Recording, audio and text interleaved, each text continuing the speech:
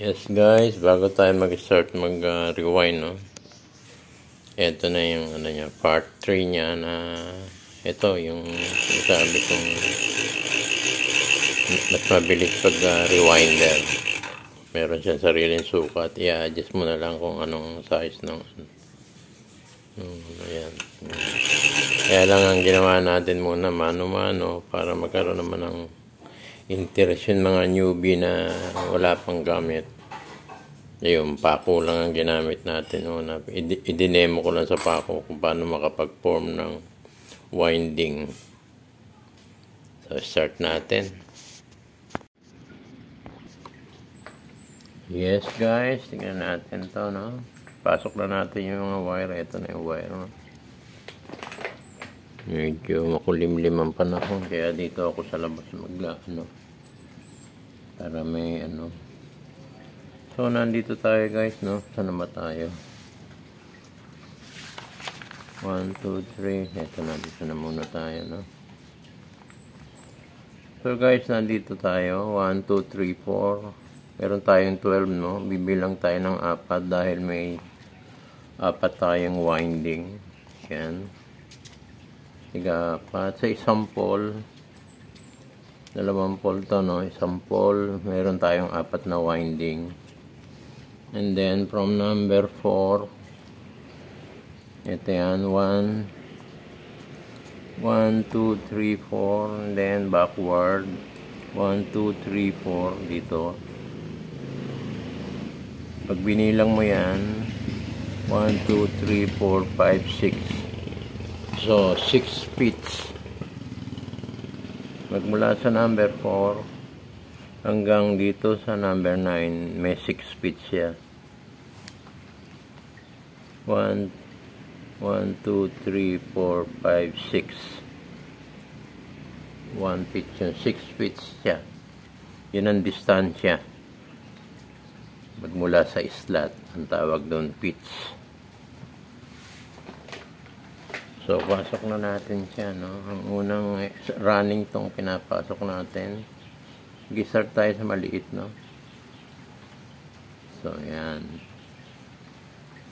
Dito para maganda ang suklay. Nakakap sila. Yun. Ulay natin yung kabila. Kunin natin ito. Sana malinaw dito sa labas, no? So, nandito siya. Kunin natin yung niya. Yan. Mamaya na natin pigain yan.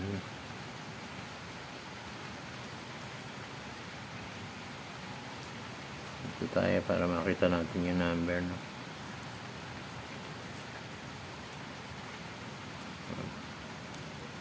One, 2, 3, 4. Dito. Diba? 1, 2, 3, 4. Dito tayo sa number 4.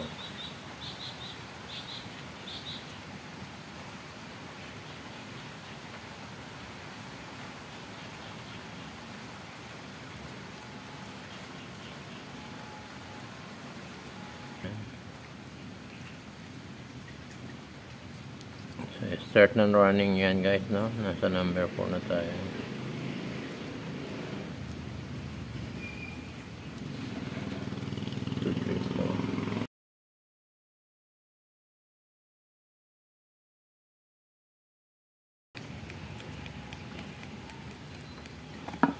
Okay, pwede na natin tanggalin tong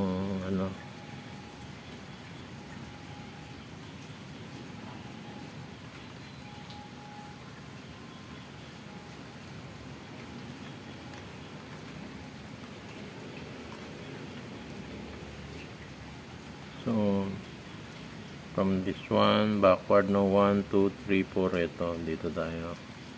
Number 9.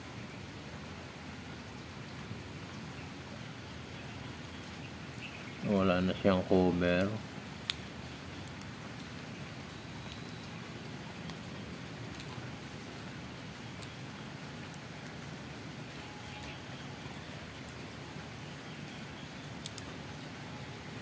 Suklay natin.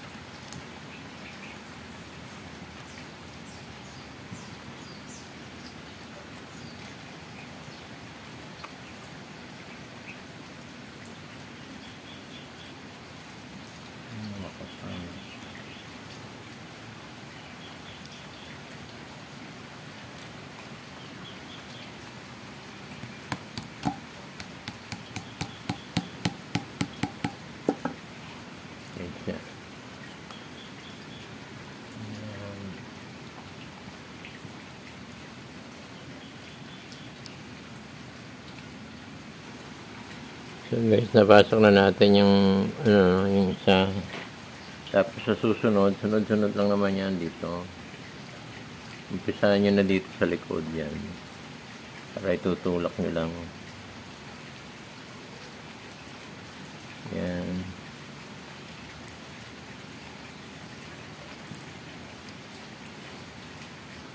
Okay.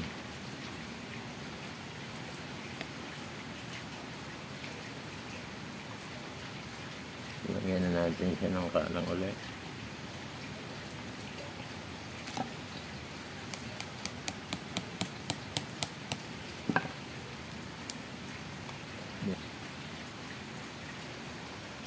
Okay siya.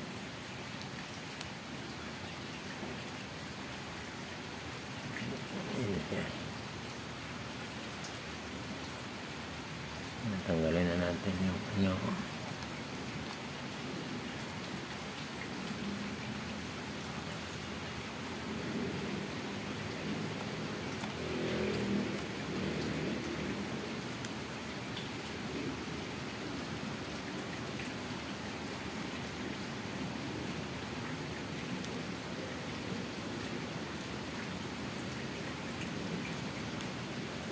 So guys, yung katabi lang susunod no, tulak nyo lang yan.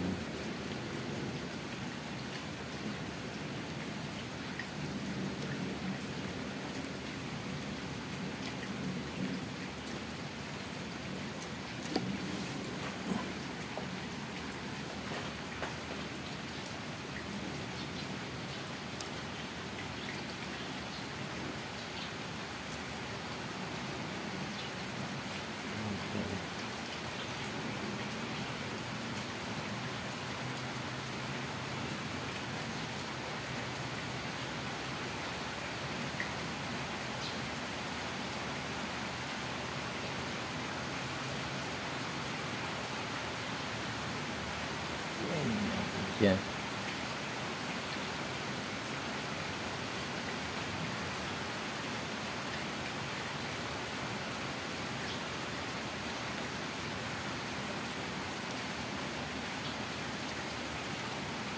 Okay.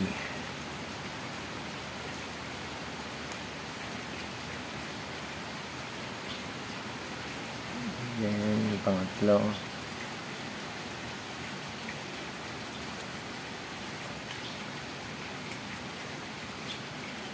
Yung pangatlo guys.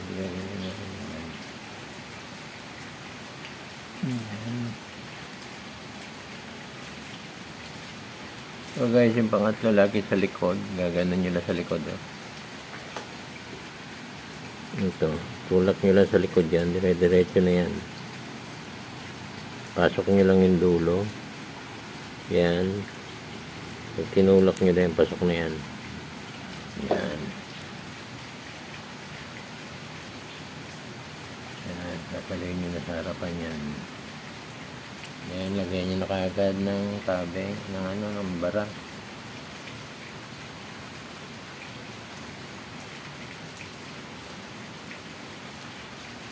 Okay.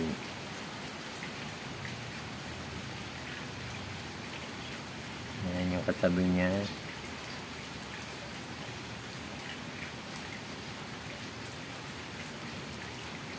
Kataas.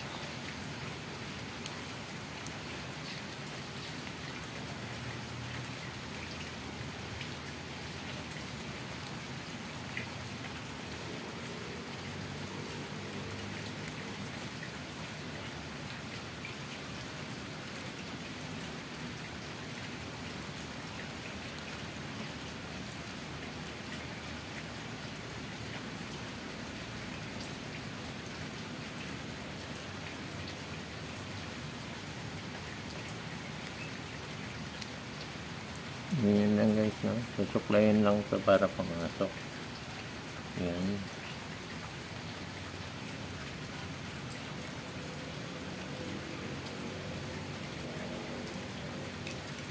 Okay. Pasok na siya.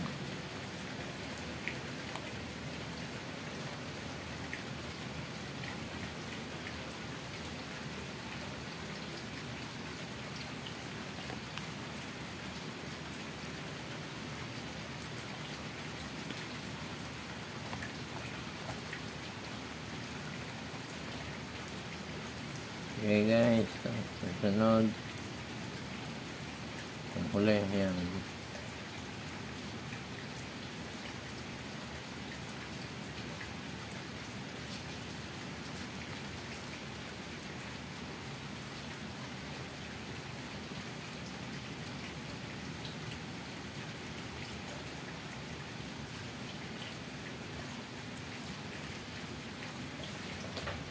So guys, tutupiin nyo ulit, ano? Yan, dulo na yan. Itong papasok natin, yan. Yan. Ito yung likod, no? Pag ginanon nyo sa likod yan, dapat yan manipis yan para hindi siya balagbag. Kailangan nakasuklay. Makulimlim ang panahon kasi umuulan. Yan. So, okay. Pag suklay na suklay, madali pasok. Yan.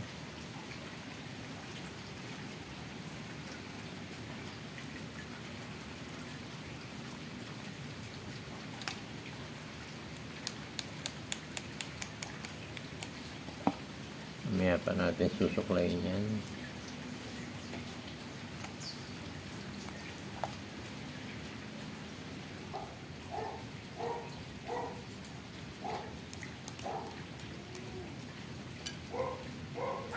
Ayan.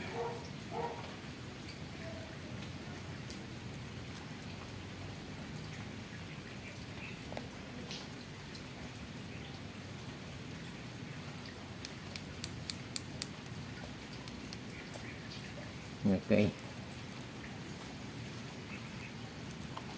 Okay, yung isang pole na. Tapos na natin yung isang pole, no?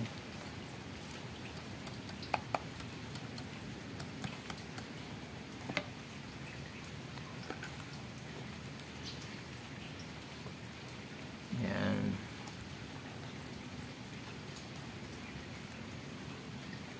So guys, lalagyan nyo kaagad ng marker, no?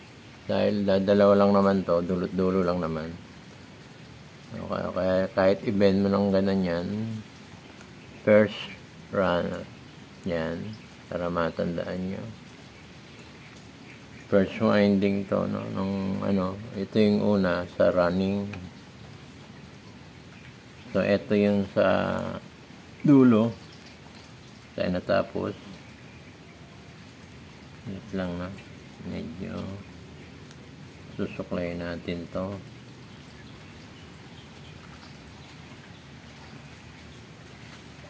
So guys, natapos na natin tong isang pole.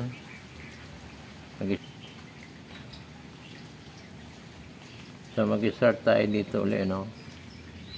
Ito yung kalahati ng winding, no? Dito tayo, first pole, second pole to. Bumilang ulit tayo, 1, 2, 3, 4. Dito tayo. Ganun din, counterclockwise. Mamaya papakita ko sa inyo yung connection kung paano nag-clockwise. So, dito tayo, no? Same, lang yan, ha?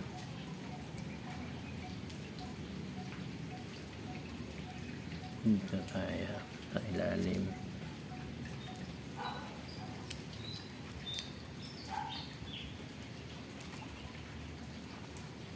One, two, three, four.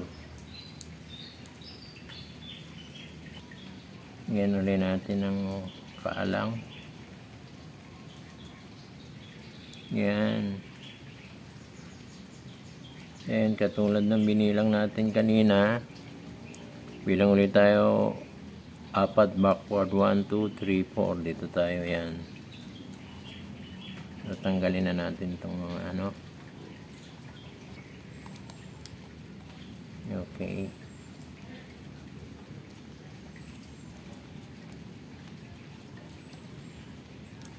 Ganyan. Tapos suklayin lang sa likod. Yan. Guys, lagi sinusuklay yan, ha. Yan.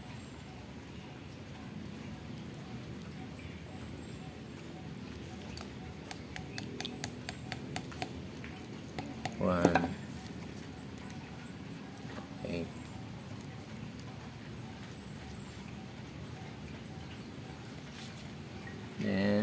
susunod.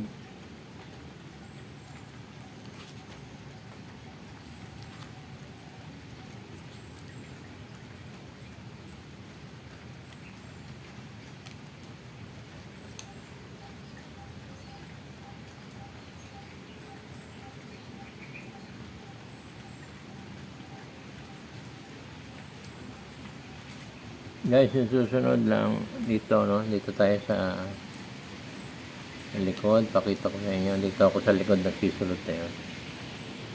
Kita ba? Dito sa likod yan. Hindi ko na makitaas kasi nag-autofocus eh. Yan.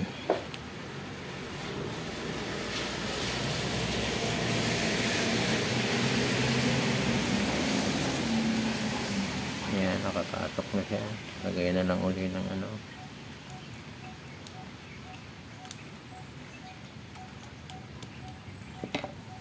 Yan, tanggalin natin to. Storbo. Dito sa baba, tanggalin din natin.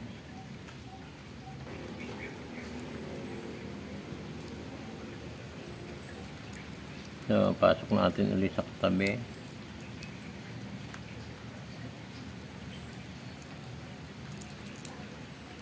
Yan, pag naipasok mo na yung dulong konti, suklay lang. Suklay nyo lang nito, yan. Okay siya.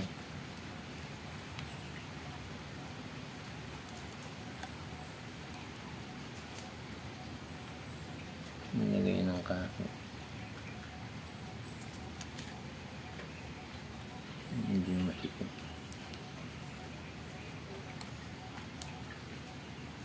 Dalawa. Luwag eh. Yan. So, dito ulit tayo sa likod.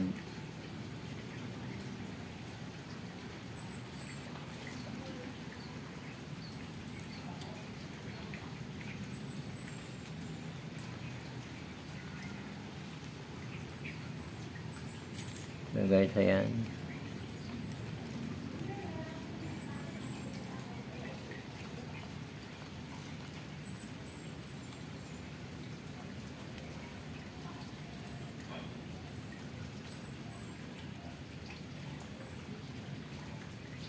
Ayan.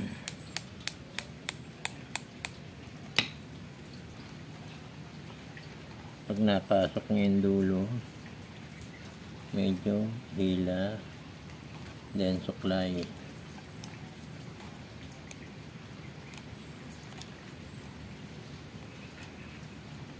Ayan.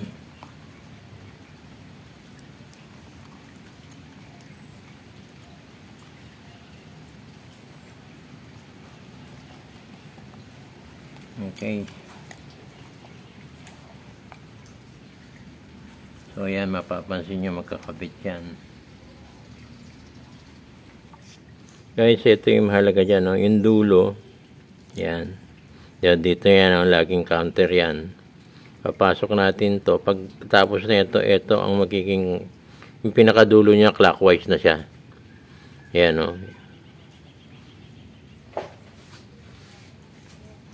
Natural lang na clockwise siya kasi parang ni-reverse mo lang yan. Pero wala kang gagalawin mag-clockwise siya. Talagang nakasalpak lang siya.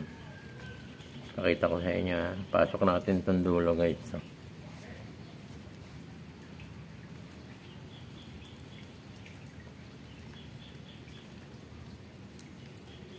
Yan.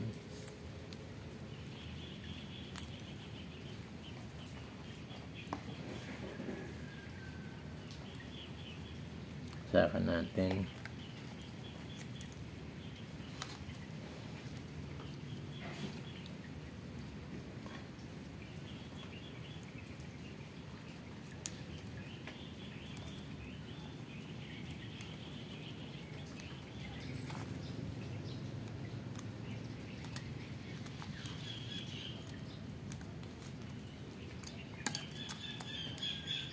Okay.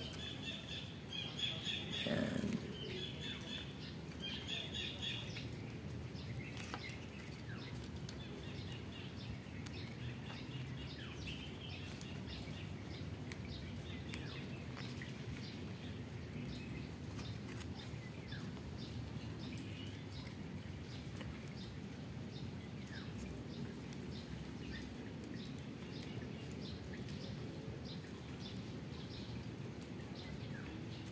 Okay guys.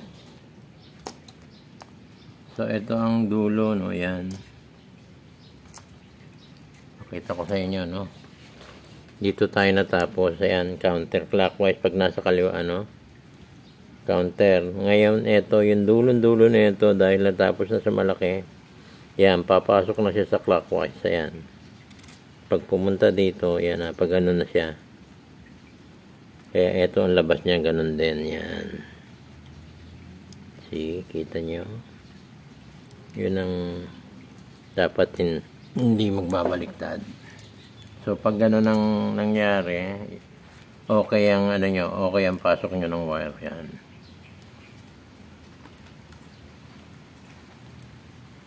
Dito yan. Okay. 1, 2, 3, 4, tapos babaliktad siya. So guys, malinaw. Dito yan, ha.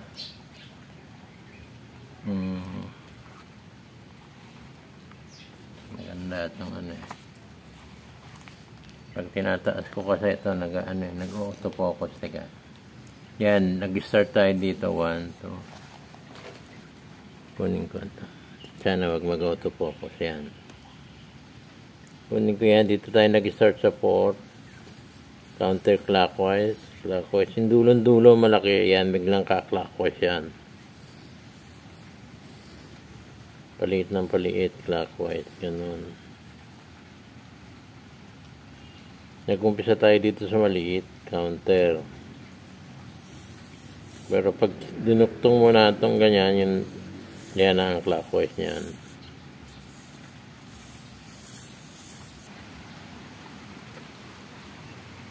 Tapos guys, yung ano naman, susunod yung starting winding. No? Dito naman siya, babaliktad lang natin ito sa kalahatian naman ito. Ito, papasok natin, isa-sentro natin yung winding niya. Ganon din, mag-umpisa siya sa ang ano naman yun, tatlong winding lang yun, ha. Sa isang pole, tatlong winding. So, pag tatlong winding, bibilang ka naman ng tatlo. Yung una natin, bumilang tayo ng 1, 2, 3, 4. Ngayon, bibilang ka naman ng 1, 2, 3. Doon ka mag-start. Tapos sa kabila din, reverse 1, 2, 3. Yun ang magkasama. Then, same procedure na. Yung connection naman ng yung dalawa magka-connection na yun. Pag nagkabaligtad naman kayo nun, ang magiging problema lang naman nun yung reverse ang counterclockwise ang takbo or clockwise. So, depende kung saan nyo gagamitin, kung clockwise ang motor mo o counterclockwise. Dahil ikaw naman ang gumawa, kayang-kaya mong yun yan kasi sa una naman, hindi mo pa naman ipa-final eh. Testingin mo muna kung tatakbo siya o hindi. Okay guys, thank you very much. Sana naintindihan nyo.